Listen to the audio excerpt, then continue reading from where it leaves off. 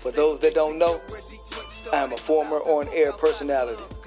I go by Tez, aka Mr. He Did It. And as I transition into this podcast space, what better way to get comfortable than to do it with the people that I am most comfortable with? So I reached out to my former coworkers at 105.7 The Beat in Meridian, Mississippi. Meet Mr. C, the trendsetter. What's happening, man? Wow, what's happening, boy? Hey, yeah, all right, good to see you. Yes, sir, man. Good to see you too, my brother. You know I made this whole thing about you, right? Come on, man. That's good, bro. Tell you, man. I want to celebrate you. I want to celebrate you, dog. I saw one episode so far, man. That was a dope episode. So we're gonna get into a little bit of your life, man. We're gonna take it way, way, way back, man. You from Monroe, Louisiana, right? That's right. So how did you get started in radio? Before you do that, what was it like growing up in Monroe? What kind of town was it? Big town, small town? Monroe's a small town. It's a little bigger than Meridian. Okay. But it's not a big city. It's not a big city. Everything mostly revolves around high school athletics. As far as popular things to do. That's kind of like Meridian. Everybody, flock to the football team. Right. But we have a lot more high schools. Right. You kind of associate who you know and how a person is by the high school they went to. So you had a lot of rivalries then. Yeah, most definitely. So how did you get started in radio? All right, man. Basically, my cousin was dating a DJ that worked for the radio station. Every time I saw him, I'd be like, "Hey, man, y'all hiring?" He just kind of played me off to the left all the time, and basically, I would still ask him all the time. And every time he see me, I felt like he was kind of like was trying to dodge me because he knew I was going to ask him that. But one day he kind of called my bluff, and he said, "Yeah." He said, "Yeah," and he hooked me up with an interview, and I went in, and the guy who hired me, Gentleman George, he thought that I already had experience. That's what my homeboy, Mr. Wendell, he had told him that, I already had experience, but he didn't tell me that. Oh, I got you. So the dude asked me what the radio station and what experience I had, I told him I don't have any experience. And so he was like, "Nah, man, I ain't trying to get nobody no job. I don't have experience. I need somebody who know how to do this." Yeah. So I just cut him off real quick. "Look, man, I know I'm a hard worker. I can learn real quick, and I can talk my way into a job, man. Get that." You said the guy was dating your cousin? Yeah. He was like what, midday? What do you remember what shift he worked? He was like a swing shift. He did everything. Like he had a weekend show, but he would go in and fill in during the week, whatever anybody needed. You know what intrigued you about it? Like you just wanted to be on the radio? You just like, he seemed like he got a cool job? Or? I think it was just like a cool job to me. Like, I wasn't doing so good in college at the time. Yeah. And I was like, man, I'd rather do something else. Yeah, and I was just, like I said, it was a blessing, man. I tell everybody, I tell kids and everything, make sure you go to college because everybody's not going to be as blessed as I am to be able to fall into a career. Right. Instead of going to college for. So when you get there, so he hired you. What did he hire you for? Just weekends or? Street team, man. Street team, okay. Street team, bro. I was just driving around in a van and talking to girls and putting them on the radio, bro. That was my whole job. That's how you started. That's what's up, man. Yeah. When was your first time getting on the air? Did you have to finesse your way into that or? I had to finesse my way into it. I did it and got cussed out for it. Really? So I wasn't supposed to be on the air. I went on overnights. And you don't know what that is. That's from 12 midnight till whatever time in the morning, 5, 6 or whatever. So some stuff had went on and I thought my boss had got fired. Yeah. So I went on that night. The guy who I thought was in charge, he told me I could go on at 12. He said, "You can't learn until you do it. So go on at 12. So I went ahead, I went on. Man, my boss called up there, bro, and cussed me out. He said, "Man, I told your mother you ain't ready to be on the air yet. But you your thought voice don't even sound right on the air." But you thought he was fired. Yeah, I thought he was fired. He told me not to say another word on the air, and I ain't saying that either. Yeah, what was bad was I had, when you first on the air, I had my homeboy up there too. You showing out. Yeah, I was showing out. That was showing me out. Dude, so I heard you used to sing over there. Yeah. Man, I was trying to get some of those tapes. When nobody give me no tapes, I said, somebody got to have a tape of this. Mr. C singing. Man, I used to sing. I used to rap, bro. I used to do that was my first thing, but I thought I was gonna be a rapper. I had no idea. Wow. You had a rap name back then? I ain't have a rap name. I just would spell my name all the time. That sound like the 90s. Yeah, it was the 90s, bro. Absolutely. I used to be No Love. That was my little football name. So yeah, that's what I used to go by. That's crazy, dog. So you get in there. N-O-L-O-V-E.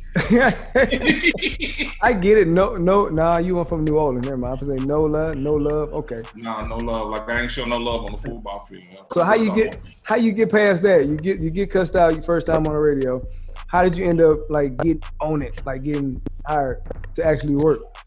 Well, that radio station actually switched formats. Basically closed down. Yeah. So when I heard that I went right across the street and got an interview for the other radio station. Which was the one Casual worked at. Right. The guy, he gave me an interview the next day or whatever. I went in for the interview. I got the job. And he started me off on an Urban AC station. So what's that? People who don't know, Urban AC. Urban AC is like R&B and old school. Okay. So that's how that was my first time actually sitting down, talking and having a show. Right. On the weekends. I did the weekends over there, and I actually ran the football games for Gremlin football too. How did you end up singing? How did that come about? I know it's a guy over there who he did jingles or something like that. Yeah, he had a little thing called Ladies' Choice. He would do at 9:00, and he had a little song. So he would do the Ladies' Choice song every night. So sometimes I would get on there and I sing it instead. Hilarious. Please tell me you remember the song. Yeah, I'm not gonna sing it though. All right, so you get over there, you meet. So when you work at the other station, that was your first time actually seeing Casual, or did y'all meet prior to that? I met Casual. We both did Street Team.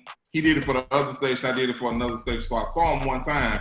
Okay. I thought he was the driver, like, because I had a driver. Right. Like what was crazy is like they hired 3 dudes when they hired me. Yeah. And the radio said it was me, a guy named Lil Lawson, and one named G-String. G-Stringer? G-String. Wow.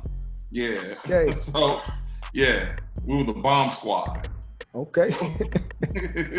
You had a driver, he did, and you would see him out and about. Yeah, I would see him, and I pulled up on him or whatever. We pulled up on him, and we used to talk. It was competition, but we wasn't getting paid no money, so we didn't really care. We would just talk to each other. Yeah. Okay. So how did y'all hit it off?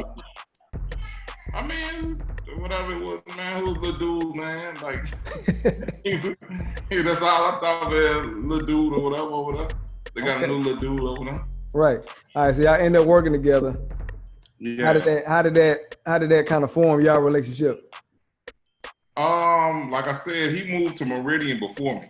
Okay. I think he went to Texas first, then Meridian, if I'm not mistaken. Yeah. Okay. Yeah, he went to Texas first, then Meridian before me. Prior to Meridian, y'all weren't even that close then, right? No. Oh wow. That's crazy. No. Okay. Nah, man. Like I said, I knew him. We knew each other. We weren't close, like of course, like we were when we got to Meridian. Yeah. So he moved to Texas. He goes to Meridian. He calls you, hey, I got this gig. You want to come down? No, it wasn't exactly like that. The guy who was over both stations in Monroe and in Meridian, he had actually fired me from the one in Monroe. Really? What'd you do? Yeah. What I do? What did you do? Nothing. Of course. Of course I ain't do nothing, man. He just said you gotta go. Yeah. I was just disobeying all the rules, man. I was playing what I wanted to play. And going where I wanted to go in the van, getting free stuff. Just doing all the stuff I wasn't supposed to be doing. Yeah, okay. And got snitched on, had to go. What did you do after that? After you got fired? Waiting on until Casual called. I actually went on like a little tour of radio station. I went and I did a weekend, a couple of weekends in Shreveport at 103.7 The Beat. Okay. And the station Casual had left in Texarkana. Yeah. I went down there for an interview. I was trying to get a job down there. Yeah. When they called me for the job in Meridian. Oh, wow. Okay. So I actually, like I said, I took the job in Meridian because I knew casual. Right. The money I knew was gonna come on every fifth and 20th. I knew it was coming, so I was going there. Right. You know. So you didn't have a family at this time, right? Mm-mm. Okay. So you come down to Meridian with casual. When you get to Meridian, what was your first impression of the city? Of the city. Yeah. I liked the way it looked. The hilltop. They had the Popeyes at the top of it. That was hilarious to me. You know, that was my first job, Popeye, that particular Popeyes. Really? Yep, first job. Yeah, the Popeyes, it was whack. It was nasty. Not one nasty. Coming from Monroe? Yeah, oh, okay, Popeyes I got you. Yeah. I was like, nah, this is not what's up, man. Y'all tripping with this Popeyes. Yeah. I remember y'all used to have me going there getting food for y'all up there when I first started. Hey, man, I was here now. I had to deal with what I had. Right. All right, so you get to Meridian, you say you like the hilltops and all that. The hilltops, I saw the mountain, like it looked like a little mountain that the mall was on. Yeah. I was like, yeah, man, it's dope. I like that or whatever. Yeah, it was cool. But when I first got here and the people, I was like, man, do they know we free? Because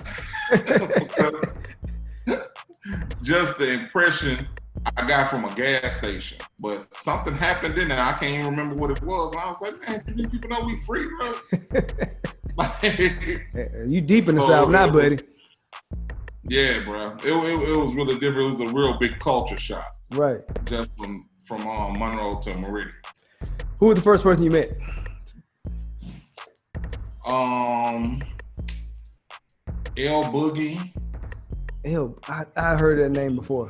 L Boogie. Yeah, she was there. L Boogie, Cynthia. Okay, he told me Cent was there. Okay. D Weezy.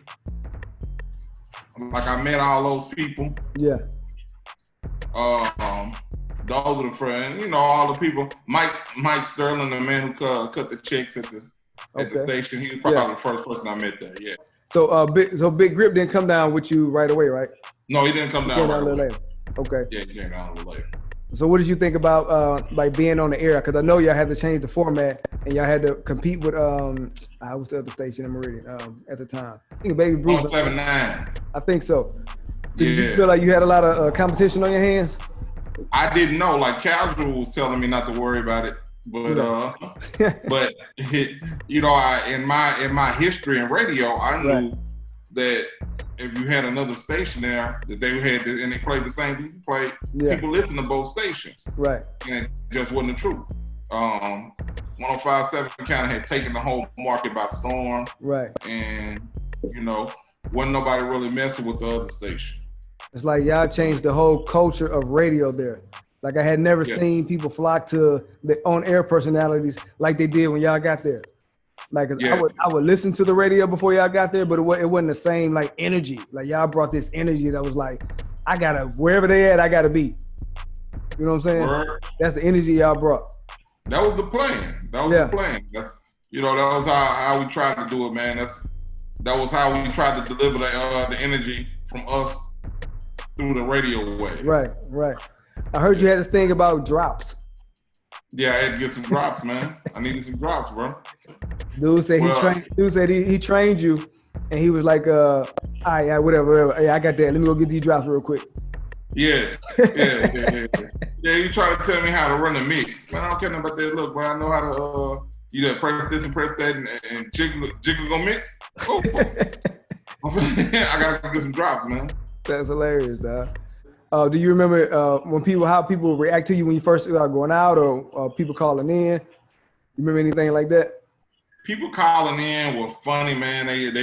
The phones never stopped ringing. You know that. Yeah. The phones never stopped ringing. Right. Which was cool because you know that was most of the show. Most of the show was interaction with the people, getting them shout outs. Right. Letting them shout outs or whatever. I remember the same people would try to win everything. It'll be the same call over and over again. Man. You know what I'm saying? Over and over. Yeah, so you know, it's like they had a little secret line that they were calling to get in or something. That's how I felt. Right. I never forget the Westerfields, man. Whoever that was, when I first got there, they used to call so much, bro. Now y'all had so many names for people, dude. Like the Minnesota. You know what I'm saying? Y'all had no. And that's who got me. Minnesota was hilarious. That's who got me. Yeah, bro. That's all I'm about to say, man. You can't never fall for them when they call it station. Man. So look how you think. Right. So how'd you fall into the club scene? Like who did you? Freeman? Did you meet Freeman first? How did you get into the club? Yeah, the first club I actually came to, when I got down here was the Midnight Sun. Okay. Freeman had a party at the Midnight Sun. Freeman and D-Hub. Okay. They came up to the station. And they were promoting it the whole week there. Wow. We would let them come in. They would come in, talk about the party, and that was the first one. And it was a nice time. Yeah. It was a nice time there, bro. Did you go out before you started DJing? Did you go check out the different spots like Players Club and I think it was just Players Club, Midnight Sun at the time, if I'm not mistaken. Yeah, I went to the Players Club. I went to the Players Club and I had green stuff all over my shoes when I left out, so I was pissed off. What the hell happened? Yeah, bro, the whole floor was like covered with this green stuff and would mess your shoes up. Oh yeah. And I didn't know that. And the people who know about me, they know I'm like a sneakerhead. I like shoes. Right. So I know I had on some nice shoes, and it messed my shoes up. So I was pissed. The clubs in Monroe were much nicer, and the music was different. I can imagine that. So New Orleans had more like bouncy stuff, and Meridian was more like Pastor Troy-ish and more crunk stuff. Yeah. I remember the song Holes by Mr. Big. Yeah. That was a song that made the club go crazy, and I never forget. I said, I gotta find that song. Whatever that song was, I had to find that song. That was one of the ones that caught my attention as soon as I moved there, and I know I had to get on that. I had to get on their rhythm, what they was talking about. So in the midst of Freeman and D-Hub coming to the station, promoting their parties, that's how you end up like getting your own gig, or? I believe D Weezy, he worked at the station at the time. Okay. So I told him they need to get me in there to DJ at the Players Club. Okay. Or whatever. So they were running the Players Club, and I said, man, y'all got to get me in there. Let me get in there one night or whatever, and DJ the Players Club. Well, what happened was David Banner had rented it out one night. Oh. And he ended up getting us to the DJ for him. Okay. So that was even better then, right? Huh? That was even better then, because he rented it out and let y'all get up in there. Yeah. So we got in there. We DJ'd that time. That was me and Cal was probably first DJing gig there. From there, we kind of just started meeting the club owners ourselves. Yeah.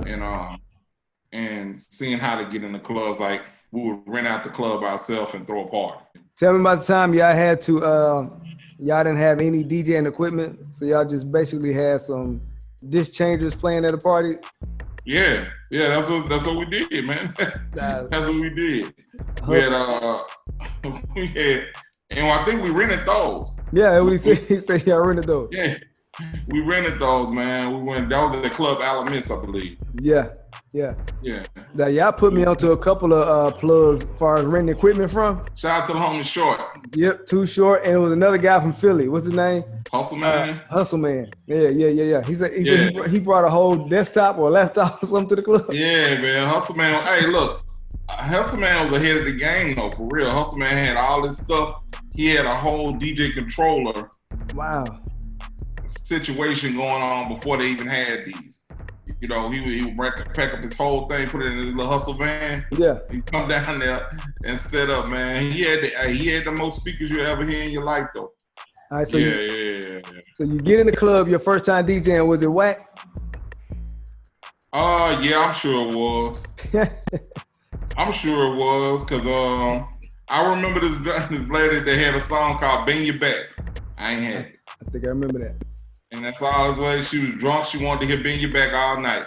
And I just tell her, all right, hold on. I ain't have it. I know I ain't had it the whole night. I just kept telling her, hold on. Then I finally told her toward the end, I said, hey, I'm sorry, baby, I don't have it. And she said, yeah, you do. You already played it. I said, no, I didn't, baby. I don't have that song. She said, yeah, you do, because you played it and wasn't number one bitch on the on the floor bending her back. But she wanted to hear it again, though. I ain't played. But I got it out the end, though. Yeah. Like, it took me a while. It took me a while, like, DJing. I call, you know what I call Meridian? Because I was in Meridian for 4.5 years. Yeah. I call it college for me. Because that's why I learned and cut my teeth doing a whole lot of stuff as far as promoting and doing radio. Right. I got to learn a whole lot of things down there, as if somebody would have done if they had went out to college. Right. You know, so that's I call it college for me. Dude, by the time I got there, I thought y'all were like pros. I would have never known that you felt that way. Because y'all just seemed like y'all had it all together. Y'all knew what y'all were doing. The clubs was like packed, wrapped around the walls. I figured you already had it down before you got there. No, man. I'd seen it. I had seen it. You know, I had seen it from the guys. I was low man at the totem pole at the station I was coming from. You know what I mean? So I was the fill-in guy while Grave and JT went out and did all the big parties and hosted all the big stuff. Yeah. So you know what I'm saying? I do remember seeing them and wondering how it got done. Right. And then I went down there and learned how to do it myself. Can you remember the biggest party you threw in Meridian? As far as the most people or the most impactful? Yeah, most impactful. Most impactful party was probably the 4th of July party we did. And it kind of started us doing, it was at Nate's place. Okay. And that's when we started doing parties at Nate's place. And it was the first one it was the 4th of July party. And bro, everybody was there. Wow. It was like we didn't have an act. We didn't have nobody performing. Really? It was 4th of July party, bro. And it was so packed in there. And what I always think about is playing hide and here. And the whole crowd going crazy. Wow. It was hot as hell in the building for number one. That's what it was. Number two, it was like the hottest song out right then. Right. But I remember playing it, and just at the beginning, we say high end, and everybody screamed. Everybody just got up. I said, "Bruh, it's lit in here." Wow. I like, that was how I always think about that feeling. The reason why I like to DJ is because I know I can control the emotions of a lot of people. Right. So that's what initially gave me that feel. How did you guys build a relationship with the underground artists like Mike Jones and Magno? How did those relationships form? The Mike Jones thing was built off. We had a party with Paul Walker Millionaire. Yeah. I got in touch with Paul Walker Millionaire through our boys in Monroe, I believe it was. Okay. And we contacted them about coming down to perform because I knew that they were hot. We were playing songs from their album, Get Your Mind Correct. Love of My Money was the song that we were playing. I love that song. Yeah. So I was like, man, we were burning it up. People was loving it. So we brought them, I was in contact with them.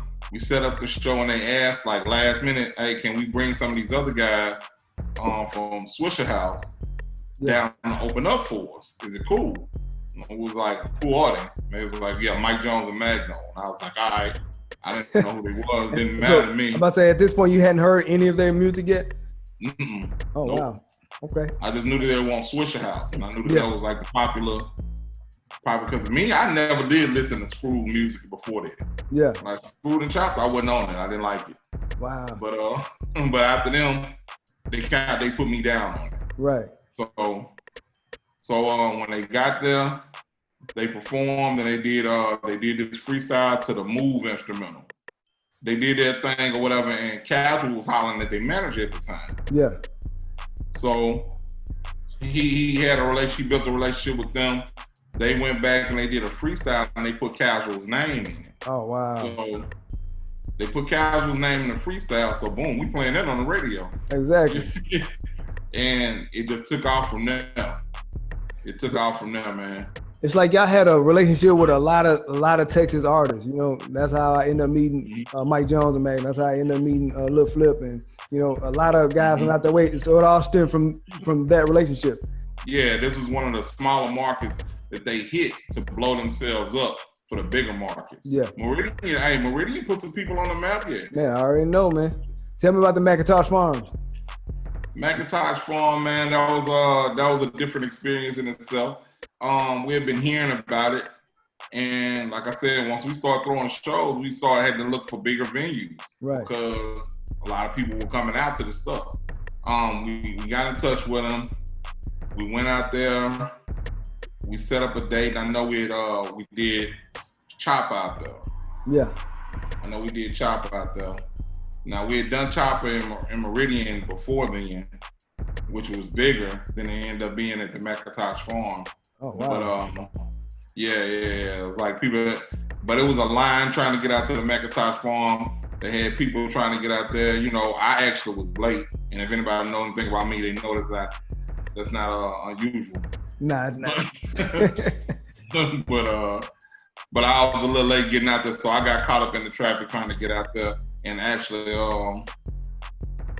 I remember the Chevy Avalanche had just come out, and I remember Chopper had one. Really? So yeah, he came out. They came and they pulled up through the field in the Avalanche. Yeah. And he had some 22s on it. So like for people that don't know what the MR.HEDIDIT Farm is, it's this huge field, like this outside venue. It had a gate around it, right? A huge gate around it. It had like a stage right in the middle of the field. Right. So Chopper pulls up in his Avalanche and dubs. Yeah. Yeah, man. You know, that kind of brought everybody to the stage, and they were ready to perform. Like I said, we had a whole bunch of people that came out there. I know we had one of my partners, Mr. Magic. Yeah. R.I.P. to Mr. Magic. Yeah, R.I.P. Mr. Magic. He was one of the relationships I cultivated there that followed me when I came down here to Lafayette. Okay. So, you know, that was big. And him and Chopper actually were label mates on Roy Jones' label. Yeah. After they left No Limit. So you think that's why Roy Jones started getting knocked out? Because I remember we went. Was it Roy Jones' house we went to? Yeah, it was Roy. And when he shot the video, like I always tell people, if you watch that video real closely and very slow, you might see me in the background with a black shirt on. Right. I'm in there somewhere. We went down to Pensacola to be in the I Smoke I Drink video, but we ended up being in the Can't Be Touched video. Right. That's some extras. That's some extras way in the back. Way in the back with black shirts on, moving side to side. You know what I'm saying? That was hilarious, dog. And it was fun though, man. But I like to say that I be joking though, man. You know, Roy Jones doing his thing, man. He about to fight Tyson pretty soon, so I don't want to see it, man. We'll see how that turn out. I don't want them to do it. I don't know, man. They both old. Let them do their thing, man. Get that money. Roy, my favorite boxer ever in the history. Really? And I remember, yeah, bro. I remember we went down there. He had just recently got knocked out. And so he got knocked out before he went down there. I mean, he got knocked out before he started rapping. Yeah. Okay. No. He was rapping. Oh, he was rapping. He was hanging. Okay, he was rapping and hanging out with Mr. Magic too much and got knocked out. Okay. I got you. That makes sense. You ain't gonna blame it on my boy.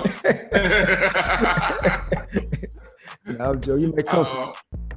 Nah, man. I remember they kept calling him champ. I was like, why are they calling this dude champ? He ain't the champ no more. I ain't want to say it to him though. Right. Do you remember how did we even get that plug to get down there? It was through Mr. Magic, right? Mm-hmm. Okay. Yeah. I was actually body head DJ. Oh, for real? I had to get all those DJ crews. Yeah. Yeah. So I was a body head DJ. All right, so it's so much I could talk to you about, man, because I like going into the history of y'all and finding out things that I didn't know, man. Like, you know, all these relationships that y'all built, and I heard that you were like the front man in all these relationships. Like you was the one, hey, I'm gonna go talk to these people, talk to those people, and Casual say I was the one that say yeah or nay or whatever. So you always had this drive to just like go get it. Yeah, man. I've always been a go-getter, I guess you could say, man. I ain't never been afraid to get out there and go and talk to nobody, go out, get out there with the people. As when we was promoting stuff, I was, let me tell you what's so crazy, bro. I hate to say this, but I got in school at MCC to help promote our parties. That's smart. What do you mean? There ain't nothing wrong with that. That's good marketing if you think about it. I mean, minus the debt you probably got into doing that. But man, you're with the college kids, you know what I'm saying? So now it's this guy, it's Mista C. And I remember you coming up there actually in the beat band on the basketball court. I remember that now. Yep. I used to stay up there, man. And I think you brought Banner up there, if I'm not mistaken, too. I think he came up to the court. Okay. Yep. Yeah, man. Nah, you was a smart man, genius. Yeah, bro. I did it like I said. That's really one of the things that I'm good at. Yeah. Getting out, talking to people, being a front man. I'm not really tripping off. I'm not scared to get told no. Yeah, you're not scared of rejection.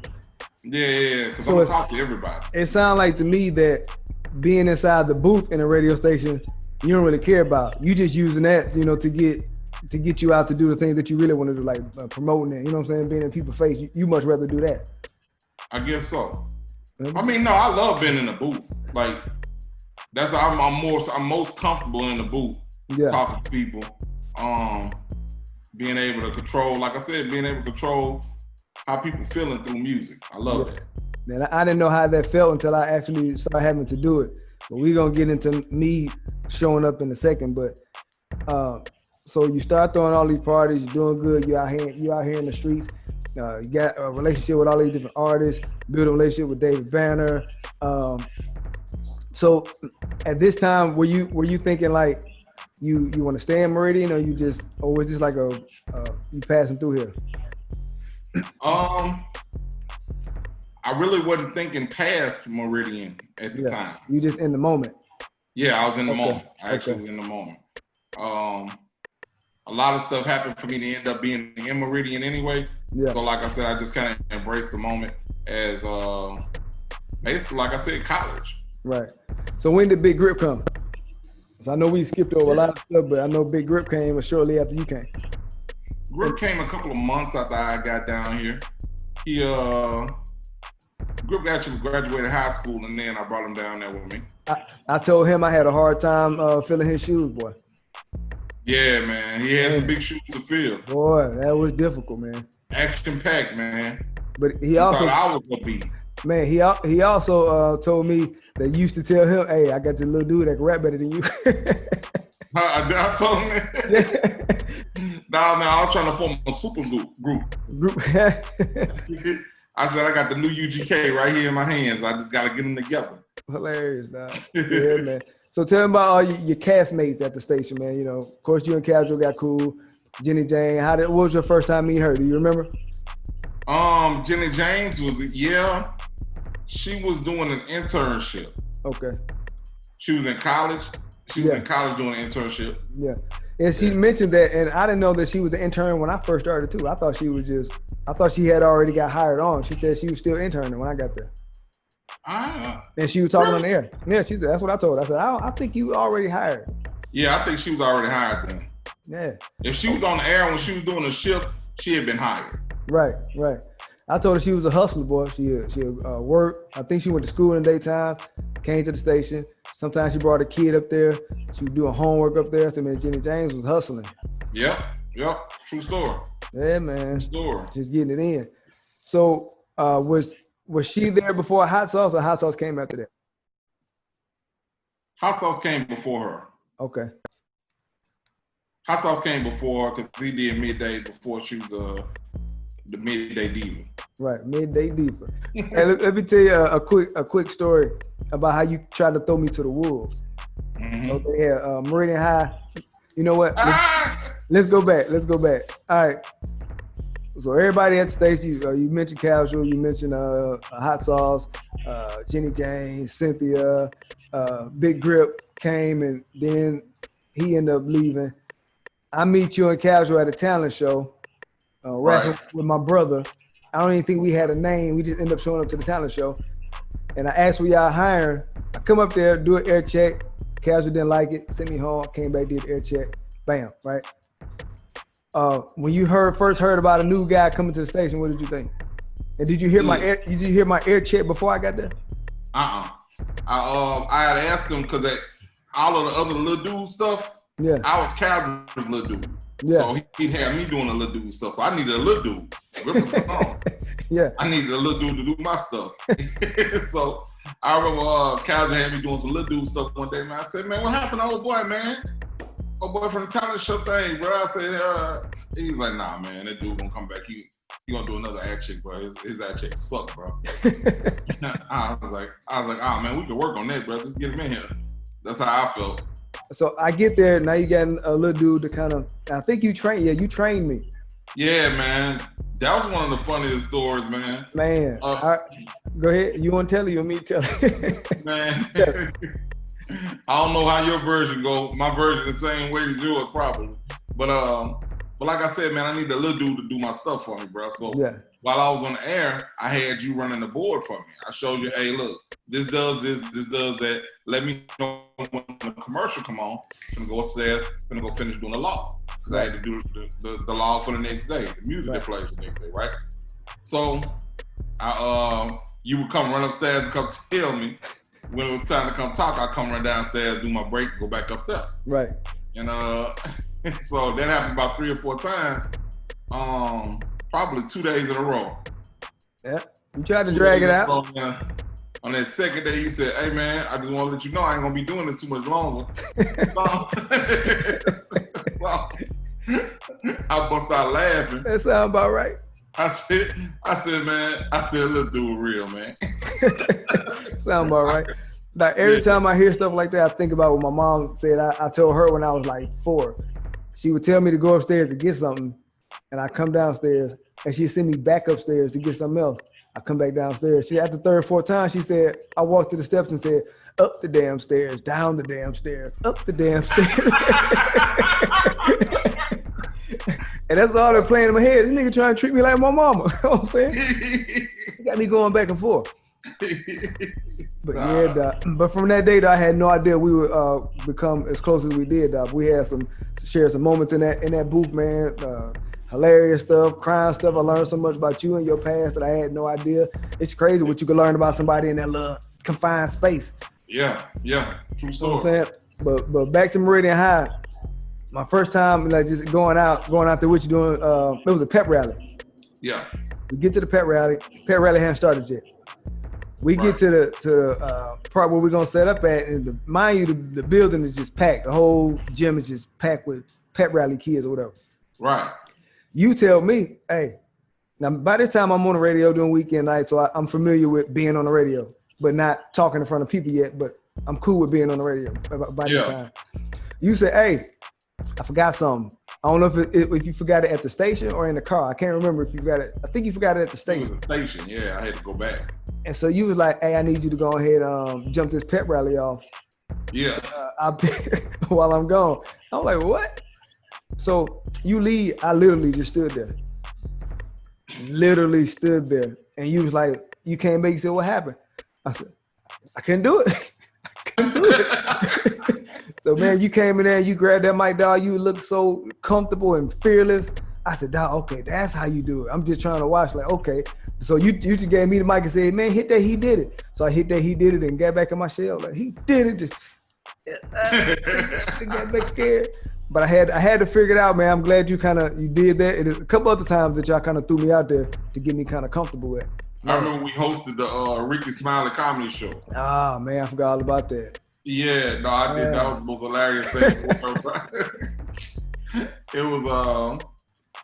We did it in conjunction with another station at the time. He was supposed to open it up, then I take it, then I give it to you, and then you introduce Ricky Smiley. Yeah. So it kind of went like that. He was like, yeah, I'm gonna work you out to the comedy show. And I'm like, yeah, I'm Mista C, trendsetter, or whatever. And I was like, this is my partner, Tez, or whatever. I handed you the mic or whatever. And you said, here go Ricky Smiley. We popped out. It was so damn stupid. I remember, I think it was you grabbed the mic, you introduced him all over again. I said, he's just gonna embarrass me like that? Why he just let the man come out? No, he can't. But I get it. No, he didn't come out. You reintroduced him. I did? Yeah, you took the mic and like reintroduced the man. Like they didn't hear me when I said it. My bad, bro. But But I get it. I was like, yeah, here go Ricky Smiley or whatever. Yeah. So I get it. And Ricky Smiley come on. He said, man, the damn radio boys come up here. And they don't know what the hell they doing. He said something. He talked about us.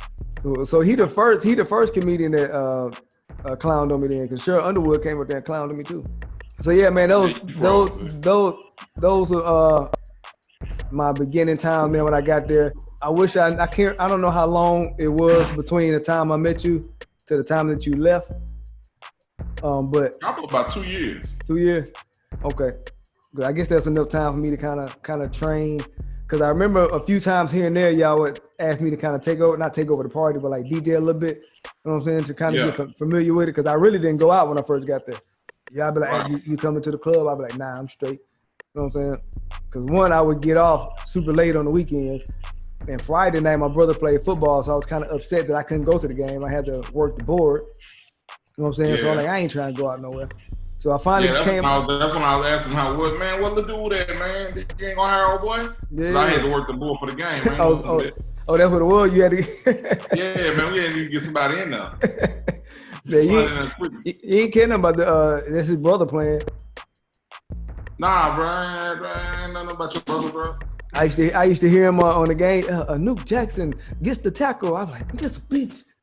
I'm saying, can't be that. I'm like, you hear him? He's shining. He out here. Now, I can't remember the first time I came to the party, but I know when I did go, it was like so packed, dude. Like wall to wall. Just to see y'all do that to the city was just amazing, man. Bringing all those people together.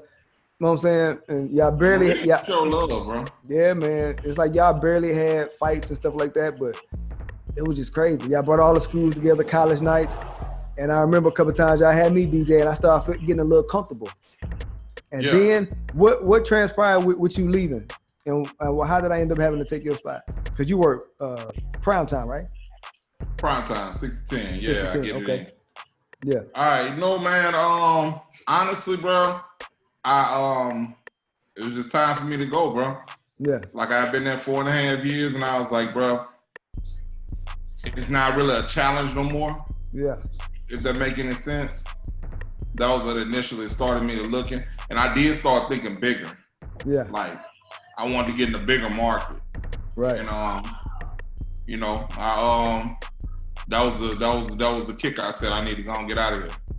So I started putting my applications out there, my air checks out there, and I got a couple of interviews. I was gonna go to Macon, Georgia at first, but I ended up taking a job coming back to Louisiana. Yeah. So back to the crib. By this time, I think you had a kid, right? By this time. Yeah. I had my son. Okay. Yeah. And that was another thing I was planning on marrying my son's mother. So that's what's up. Yeah. So I was like, we'll get back here. She didn't want to leave Louisiana, so I came back. So who was one of the club promoters that you just was like, it's so memorable? To me, it's Sip. I guess because I worked with him. You know what I'm saying? Nate. Yeah, you ain't never really deal with Nate. Yeah, I ain't deal with Nate that much. Yeah, man. Nate was a character, man. Who was the dude with the Jerry curl? It was some dude with a Jerry curl. I seen him a couple times when I went home, maybe a year or so ago, and he remembered me. I can't think of his name. With a Jerry curl? He had a Jerry curl. He used to wear all these chains. I don't think he ran a club, but he used to maybe one of the clubs in Alabama or something. He had all these chains on, like a either perm or curl or something. Man, I can't think of that. Security. I don't know. I don't think it was security. I just see all this gold on him. I can't mind his name though. Anyway, so Nate was the guy that's most memorable. Yeah, Nate was the most memorable club owner I had to deal with. Him and the guy from the Midnight Sun. Okay. They were memorable, both for different reasons though. Give me one thing that happens on radio that the average person wouldn't know. You know, I like to tell people that there really is no caller number 10. Like whoever sounds the crunkest, that's who probably wins. Yeah, you know what I'm saying? Like, yeah, you sound like a winner. Let me go. You sound dead. You're like, hello. Nah, you're not winning, bro. I'm not gonna put you on the radio like you don't care about this money. Exactly. You don't give a damn about this CD I'm giving away, but shut up. So when you knew you were leaving and you knew I was taking over, did you have any reservations? Were you scared like he gonna fall on his face, or you know what I'm saying? Do you think I'd be the whole? No, man. I figured you had it. I figured you had it. What I thought about was gonna happen when I left, kind of happened. Yeah. I was like, I was more concerned about. I wasn't concerned about the on-air radio part of it. Yeah. I was like, the club scene, everything is gonna change. Yeah. And it did. So how did let's go back a little bit before I wrap up. So you mentioned D-Hug a while back, and I heard that y'all were like brothers. Y'all built this bond, man. How did that relationship form and cultivate or whatever? Man, to be real, is this like I said, the first time I met him, he came with Freeman. Yeah. You know, and I learned from watching Freeman's his episode that he was still in school. Yeah. So Freeman would come up there when Freeman wasn't up there, and I just holler at him, we kick it and talk. Like, you know what I'm saying? We just talk, and Hug just kept coming around, man. He was around. We got real close. Right. You know what I mean? So when we lost Hug, that really took it. It did something to me when I came down there. Man, can I tell you what it did to you? Let me tell you. So rest in peace, D-Hub, man. You know, we love you. We go every year, we end up talking about D-Hub. We end up talking about Freeman. You know what I'm saying? We end up talking about something around that time. Right. So we always get a kick out of, you know, you were already in Louisiana when he passed. So we called you. I think I probably called. Somebody called you and told you that he passed. You know what I'm saying? And we crying. Sunday morning. You know what I'm saying? We crying or whatever. And I don't know how. Excuse me. I don't know the time between you finding out and the funeral, but I remember when you got to Meridian to attend the funeral, we all were driving in the same car, and you just had a stern face. You like. I said, man, you good? He said, yeah, man, I'm good, man. I already got my cries and all my tears out the way, man. I'm straight. I said, all right, bet, we did too. So now we all in McDonald's just laughing and joking, you know what I'm saying? Just reminiscing on D-Hub. And we still looking at you. Yeah, man, I'm good. Are you sure you straight? Yeah, and I'm good. I already got my cries, all my tears out the way.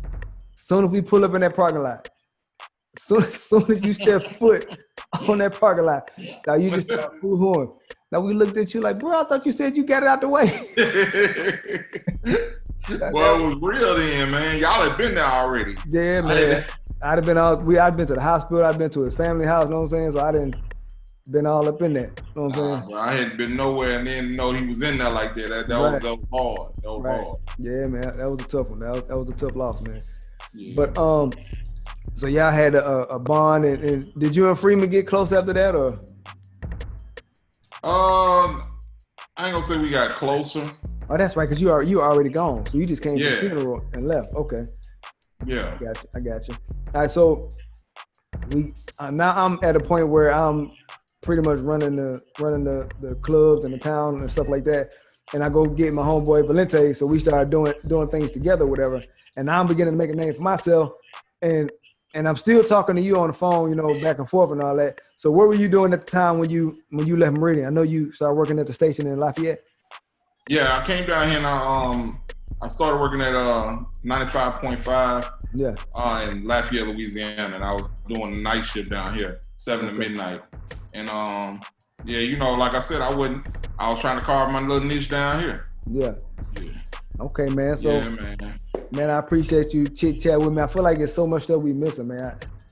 Everybody had something. Man, no, shout out to everybody that ever worked with down there, man. Yeah, Meridian, like I said, that was like college for me. Yeah. I learned everything I needed to learn. I felt like as far as radio-wise and promotion-wise, dealing with Meridian, Mississippi, I met a lot of people.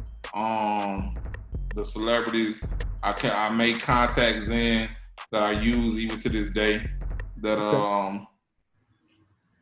all came from being down there and Meridian. So a lot of people think that being in a small market isn't beneficial. They're wrong. Right. They're wrong. And there's a lot of great things that came through that area, Meridian. So, hey, I just know that y'all part of it. They love I-20. Man, I-20 is hot. I-20, I'm telling you now. Now, but again, man, yes, you don't understand. I'm sure you do, but the impact that y'all had on that city, man. It's crazy, and made room for little old me who was raised there to get a name for myself there. You know what I'm saying? So I most certainly appreciate that, dog. That's all good, brother. I appreciate you. I appreciate you bringing me on here, man. For real, for real. Absolutely, man. I can't wait to the reunion so we all can get on here, man, and talk about each other's episode, man, and just, laugh, joke, just have some fun, dog. It's gonna be amazing. Right. And I'm with you on that doing that mixer. Like Freeman said, we need a mixer. Right. Yeah. Okay. We can definitely make all that happen, man, and parlay this into something else. All right. Shout out to the Parlay House too, man. I made a lot of money. Absolutely, man. You have a good night, man. Enjoy yourself, dog. I'll talk to you soon, dog. You too, my brother. That's right. He did it, Mr. T-E-C. Down with your boy, D-A-V-I-D. Banner, baby. Mr. Mississippi himself. Yeah.